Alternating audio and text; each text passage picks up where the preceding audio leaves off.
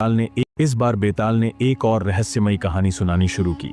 सुनो राजन, वर्धमान नगर में रूपसेन नाम का राजा राज करता था। एक दिन उसके यहाँ वीरवर नाम का एक राजपूत नौकरी के लिए आया। राजा ने उससे पूछा कि उसे खर्च के लिए क्या चाहिए, तो उसने जवाब दिया 1000 तोले सोना। यह सुनकर राजा को बड़ा आश्चर्य हुआ। राजा ने पूछा, तुम्हारे घर में कौन कौन है? उसने जवाब दिया, मेरी स्त्री, बेटा और बेटी। राजा को और भी अचंभा हुआ, आखिर 4 जने इतने धन का क्या करेंगे? फिर भी उसने उसकी बात मान ली।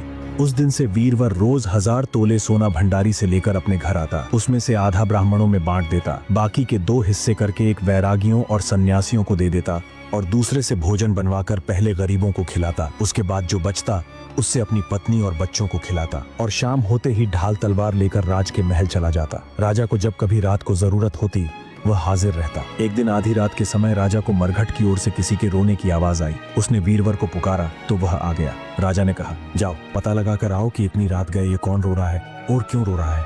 वीरवर तत्काल वहां से चल दिया। मरघट में जाकर देखता क्या है कि सिर से पांव तक एक स्त्री गहनों से लदी कभी नाचती है, कभी कूदती है और सिर पीट पीट कर रोती है, लेकिन उसकी आंखों से एक बूंद आंसू की नहीं निकलती। वीरवर ने पूछा, तुम कौन हो, क्यों रोती हो? उसने कहा, मैं राजलक्ष्मी हूँ। रोती इसलिए हूँ कि राजा के घर में खोटे काम होते हैं, इसलिए वहाँ दरिद्रता का डेरा पड़ने वाला है। मैं वहाँ से चली जाऊंगी और राजा दुखी होकर 1 महीने में मर जाएगा। ये सुनकर वीरवर ने पूछा, इससे बचने का कोई उपाय है?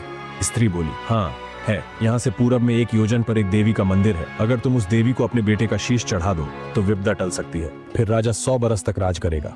वीरवर घर आया और अपनी स्त्री को जगाकर सब हाल कहा। स्त्री ने बेटे को जगाया, बेटी भी जाग गई। जब बालक ने बात सुनी तो वह खुश होकर बोला, आप मेरा शीश काटकर जरूर चढ़ा दें।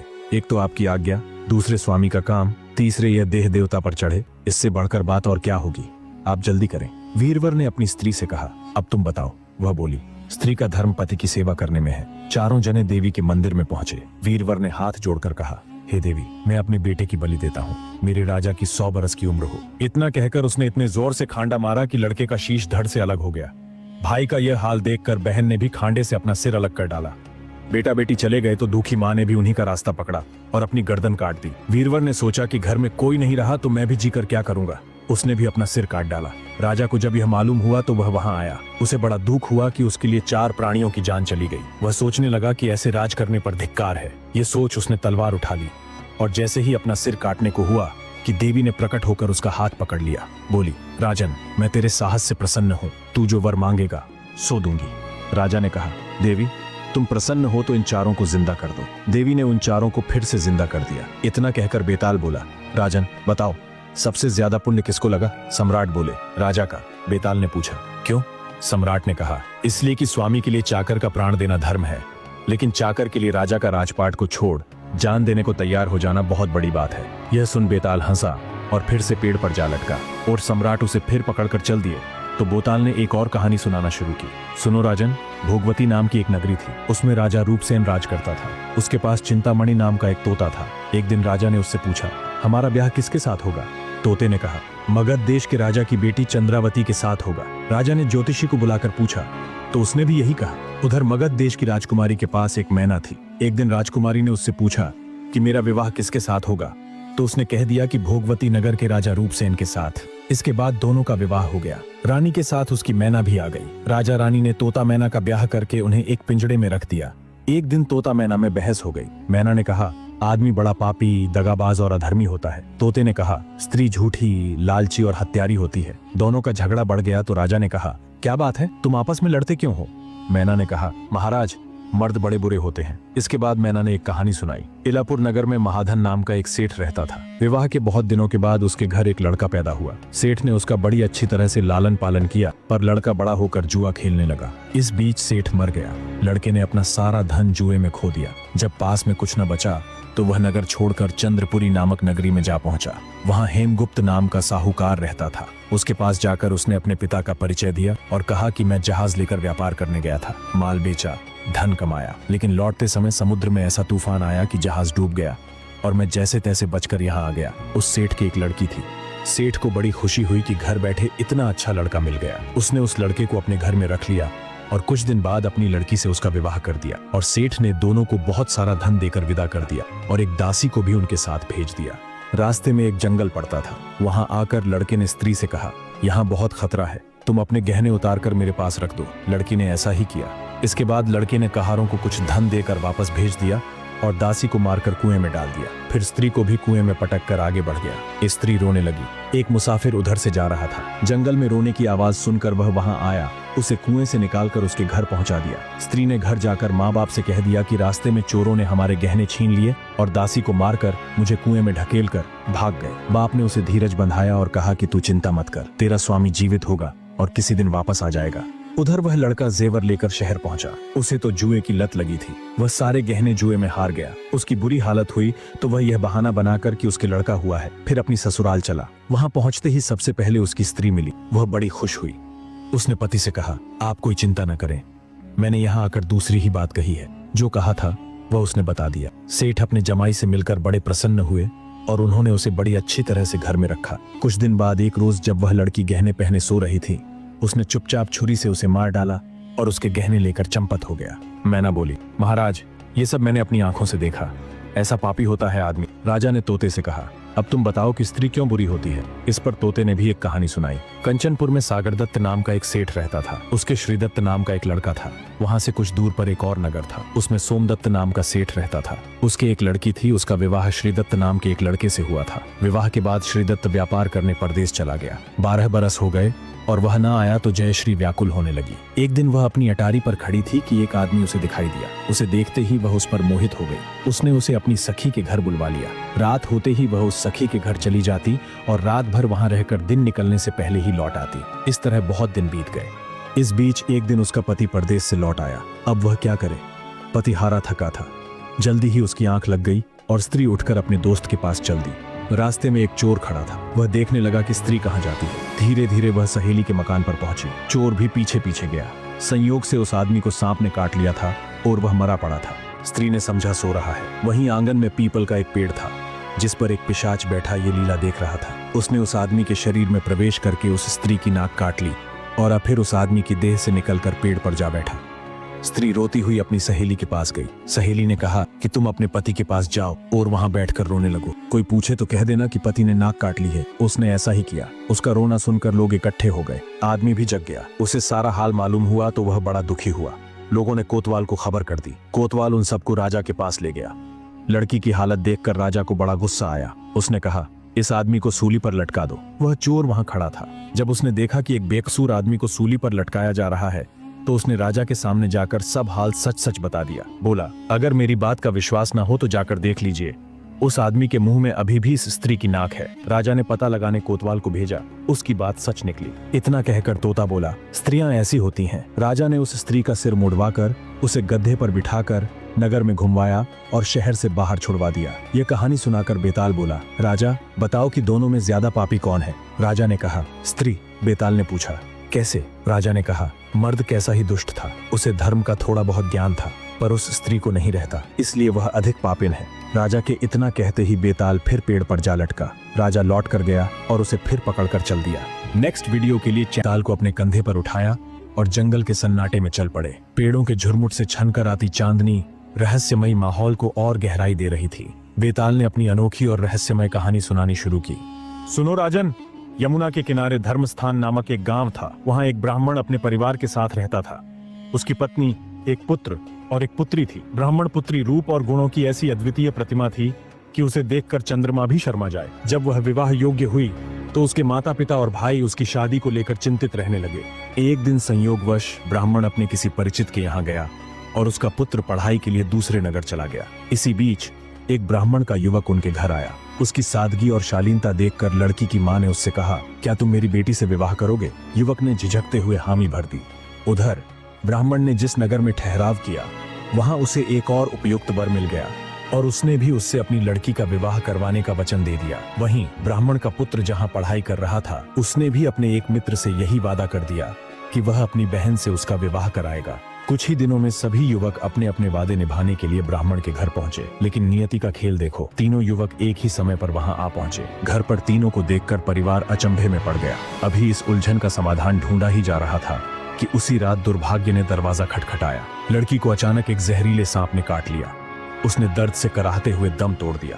परिवार और तीनों लड़कों ने हर संभव उपाय किए। विष झाड़ने वालों को बुलाया।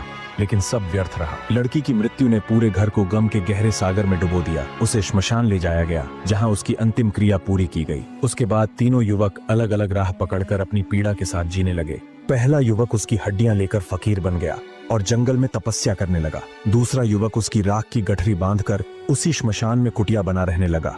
तीसरा युवक योगी बनकर देश देश घूमने लगा। घूमते घूमते एक दिन तीसरा युवक एक नगर में पहुंचा। वह एक ब्राह्मण के घर भोजन के लिए रुका। जैसे ही उस घर की ब्राह्मणी भोजन परोसने आई कि उसके छोटे लड़के ने उसका आंचल पकड़ लिया। लड़के ने अंचल नहीं छोड़ा। ब्राह्मणी को बड़ा गुस्सा आया। उसने अपने लड़के को समझाया, डांट लगाई, फिर भी वह न माना तो ब्राह्मणी ने उसे उठाकर जलते चूल्हे में पटक दिया। लड़का जलकर राख हो गया। ब्राह्मण बिना भोजन किए ही उठ खड़ा हुआ। घर वालों ने बहुत कहा, पर वह भोजन करने के लिए राजी न हुआ। उसने कहा, जिस घर में ऐसी राक्षसी हो उसमें मैं भोजन नहीं कर सकता। लेकिन तभी ब्राह्मण ने एक रहस्यमयी ग्रंथ निकाला और कुछ मंत्र पढ़कर उस लड़के को दोबारा जीवित कर दिया। यह देखकर युवक हक्का बक्का रह गया।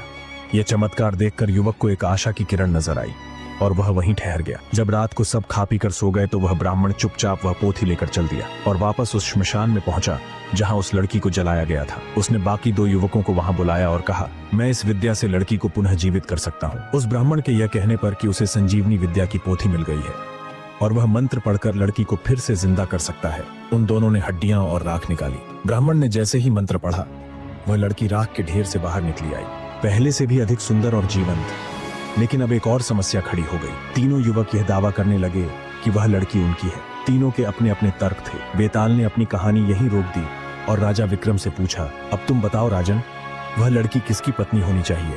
राजा विक्रम ने शांत चित्त से जवाब दिया, जिस युवक ने राख की गठरी बांधकर कुटिया में रहकर तपस्या की, वही उसका सच्चा हकदार है। बेताल ने पूछा, क्यों? विक्रम ने उत्तर दिया, जिसने हड्डियां रखी उसने बेटे का कर्तव्य निभाया। जिसने मंत्र पढ़कर उसे जीवन दिया वह पिता के समान हुआ। लेकिन जिसने राख के साथ रहकर अपने प्रेम और त्याग से अपनी निष्ठा दिखाई, वही उसका सच्चा साथी है। विक्रम के इस न्यायप्रिय उत्तर से बेताल हंसा और फिर से पेड़ पर जा लटका। विक्रम को एक बार फिर उसे लाने के लिए लौटना पड़ा। इस बार बेताल ने एक और रहस्यमयी कहानी।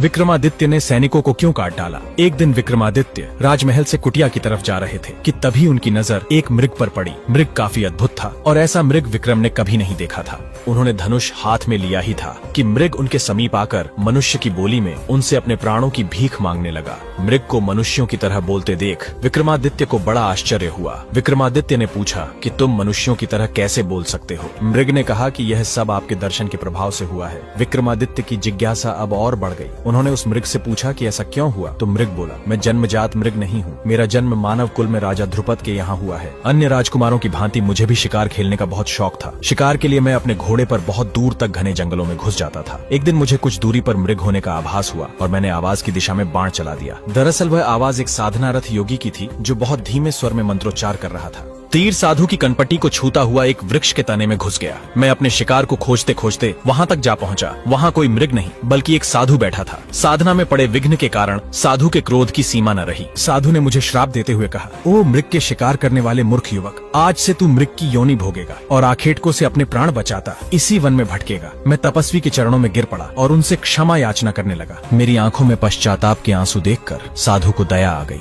साधु ने कहा, श्राप वापस तो नहीं लिया जा सकता, लेकिन मैं इसके प्रभाव को सीमित जरूर कर सकता हूँ। तुम मृग बनकर तब तक भटकते रहोगे जब तक तुम्हें महान यशस्वी राजा विक्रमादित्य के दर्शन न हो जाए। उनके दर्शन से तुम मनुष्यों की भांति बोलने लगोगे। विक्रमादित्य ने कहा, तुम्हें मृग रूप से कब मुक्ति मिलेगी और तुम अपने वास्तविक रूप को कैसे प्राप्त करोगे? मृग बोला, योगी के कथनानुसार जब मैं आपको उनके पास लेकर जाऊंगा तो अपने वास्तविक रूप को प्राप्त कर लूंगा। विक्रम उस मृग को साथ लेकर जंगल में साधु की खोज में निकल पड़े। विक्रमादित्य उस मृग के साथ काफी दिनों तक जंगल में भटकते रहे। तभी एक दिन उन्हें एक वृक्ष पर उल्टा होकर साधना करता योगी दिखा। विक्रम समझ गए कि यह वही तपस्वी है। साधु पेड़ से नीचे उतरा और विक्रमादित्य का अभिवादन किया। साधु ने कहा, हे राजन, इतने सालों से मैं आपकी ही प्रतीक्षा कर रहा था। विक्रमादित्य ने कहा, हे ऋषिवर, बताइए मैं आपकी क्या सहायता कर सकता हूँ? साधु ने विक्रमादित्य से इंद्र द्वारा दी गई चमत्कारी मूंगे वाली माला मांगी। विक्रमादित्य ने खुशी खुशी वह माला साधु को भेंट कर दी। योगी ने विक्रम का आभार व्यक्त किया और श्रापित राजकुमार फिर से मानव बन गया। राजकुमार को लेकर विक्रमादित्य वापस अपने महल लौट आए और दूसरे दिन अपने रथ पर उसे बिठाकर उसके राज्य की तरफ निकल पड़े। राजकुमार के राज्य में प्रवेश करते ही सैनिकों की एक टुकड़ी ने उन्हें चारों तरफ से घेर लिया और राज्य में प्रवेश करने का प्रयोजन पूछने लगे। राजकुमार ने अपना परिचय देते हुए कहा, तुम लोगों ने रथ रोकने की हिम्मत कैसे की? सैनिकों ने कहा, आपके माता पिता को बंदी बनाकर कारागार में डाल दिया गया है और अब इस राज्य पर किसी और का अधिकार हो चुका है। इतना सुनते ही राजकुमार के होश उड़ गए। राजकुमार ने अपना परिचय देते हुए कहा, तुम लोगों ने रथ रोकने की हिम्मत कैसे की? सैनिकों ने कहा, आपके माता पिता को बंदी बनाकर कारागार में डाल दिया गया है और अब इस राज्य पर किसी और का अधिकार हो चुका है। इतना सुनते ही राजकुमार के होश उड़ गए। विक्रमादित्य ने उन्हें अपना परिचय नहीं दिया और खुद को राजकुमार के दूत के रूप में पेश करते हुए कहा कि नए शासक के सामने दो विकल्प हैं, या तो वह असली राजा और रानी को उनका राज्य सौंपकर चला जाए या फिर वह युद्ध के लिए तैयार हो जाए। सेनानायक ने विक्रम का उपहास करते हुए कहा कि युद्ध कौन करेगा? उसको उपहास करते देख विक्रमादित्य का क्रोध 7वें आसमान पर पहुंच गया। उन्होंने अपनी तलवार निकाली और उसका सर धड़ से अलग कर दिया। सेना में भगदड़ मच गई। सैनिक दौड़कर नए शासक के पास गया और सारा हाल कह सुनाया। नया शासक तुरंत सेना लेकर विक्रम और राजकुमार की तरफ निकल पड़ा। विक्रमादित्य इसी ताक में बैठे थे। विक्रम ने जादुई तिलक लगाया जिससे वह अदृश्य हो सकते थे। अदृश्य होकर विक्रमादित्य ने दुश्मनों को गाजर मूली की तरह काटना शुरू कर दिया। जब सैकड़ों सैनिक मारे गए और दुश्मन नजर नहीं आया तो सैनिकों में भगदड़ मच गई और राजा को वहीं छोड़ अधिकांश सैनिक युद्ध भूमि से भाग खड़े हुए। उन्हें लगा कि कोई पैशाचिक शक्ति उनका मुकाबला कर रही है। नए शासक का चेहरा देखने लायक था।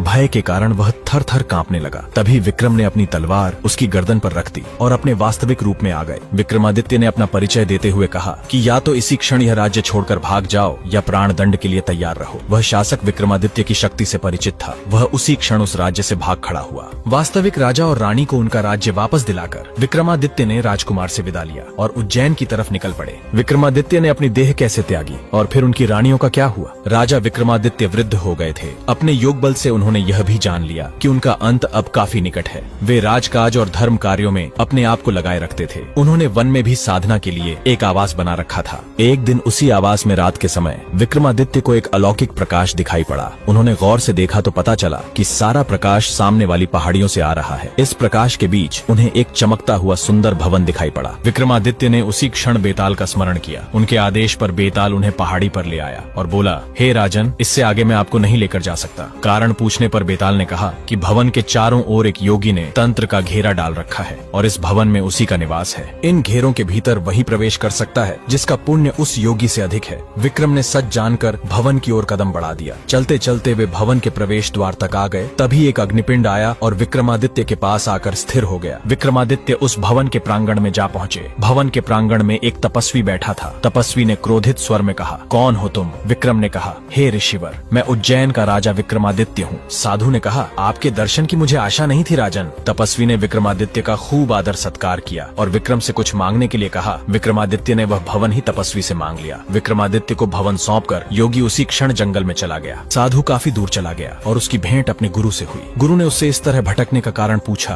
तो उसने कहा कि मैंने अपना भवन राजा विक्रमादित्य को दान कर दिया है। गुरु को हंसी आ गई और कहा, इस धरती के सर्वश्रेष्ठ दानवीर को तुम क्या दान करोगे? तुम विक्रमादित्य के पास जाओ और अपना भवन फिर से मांग लो। साधु ने अपना भेष बदला और उस कुटिया के पास जा पहुंचा जहां विक्रमादित्य साधना करते थे। साधु अपना भेष बदलकर विक्रमादित्य के पास जा पहुंचा और विक्रमादित्य से रहने की जगह की याचना करने लगा। विक्रमादित्य ने कहा, हे ऋषिवर, आप अपनी इच्छित जगह मांग सकते हैं। साधु ने विक्रमादित्य से वह भवन मांग लिया। विक्रमादित्य ने मुस्कुराते हुए कहा, हे ऋषिवर, वह भवन ज्यों का त्यों छोड़कर मैं उसी समय वापस आ गया था। मैंने बस आपकी परीक्षा लेने हेतु वह भवन मांगा था। साधु प्रसन्न होकर वापस अपने भवन की ओर निकल पड़ा। समय बीतता चला गया और विधि के लिखे विधान के अनुसार काफी वृद्ध होने के कारण एक दिन विक्रमादित्य ने अपनी देह त्याग दी। उनकी मृत्यु की खबर मिलते ही चारों तरफ हाहाकार मच गया। उनकी प्रजा का रो रो कर बुरा हाल था। जब विक्रमादित्य की चिता सजी तो उनकी सभी रानियां विक्रमादित्य की चिता पर जा बैठी और सती हो गई। स्वयं देवताओं ने उनकी चिता पर पुष्प वर्षा की। यदि आपको विक्रमादित्य की कहानियां अच्छी लगी तो वीडियो को लाइक जरूर करें। यदि आप विक्रमादित्य के जीवन के अनसुने किस्से और भी सुनना चाहते हैं तो कमेंट करके जरूर बताएं। कौन